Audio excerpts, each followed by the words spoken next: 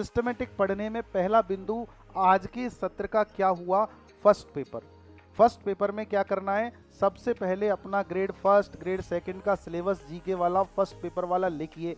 क्या क्या है आपके सिलेबस में, सब्जेक्टिव लिखिए कौन कौन से विषय आपको पढ़ने हैं, प्रत्येक सब्जेक्ट में कंटेंट लिखिए कौन कौन से टॉपिक आपको पढ़ने हैं। इतना लिखने के बाद आप ये निश्चित करिए मुझे ये कहाँ से पढ़ना है।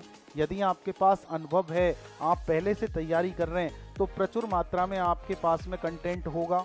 नहीं है तो अभी भी समय है। जो सिलेक्टेड कैंडिडेट्स हैं, जो आपके गुरु हैं, जो आप जिनसे आप उचित मार्गदर्शन लेते हैं, उनसे पूछ लीजिए।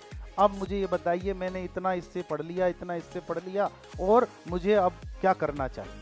तो योजना पहले बना लीजिए। पढ़ने के दौरान जब आप पूछते हैं तो उसमें कोई फायदा नहीं होता, उसमें समय खर्च होता चला जाता है। देखिए समय किसी का इंतजार नहीं करता ना, ये तो निरंतर आगे बढ़ रहा है, सेकंड मिनट घंटे आगे बढ़ रहा है, और वर्षों निकल जाएंगे। इसलिए क्या करना है, करंट अफेयर्स पर डे पढ़िए। शुरुआत में क्या होगा, इसमें आप रजिस्टर मेंटेन करिए, नोट्स मेंटेन करिए।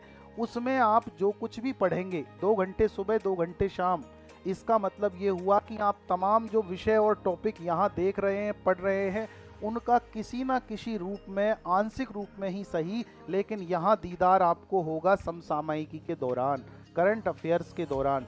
दूसरी बड़ी बात बनेगी कि आप लोगों की एक अप्रोच डेवलप होगी, एक दृष्टिकोण विकसित होगा कि किस प्रकार के प्रश्न विभिन्न परीक्षाओं में पूछे जाते हैं।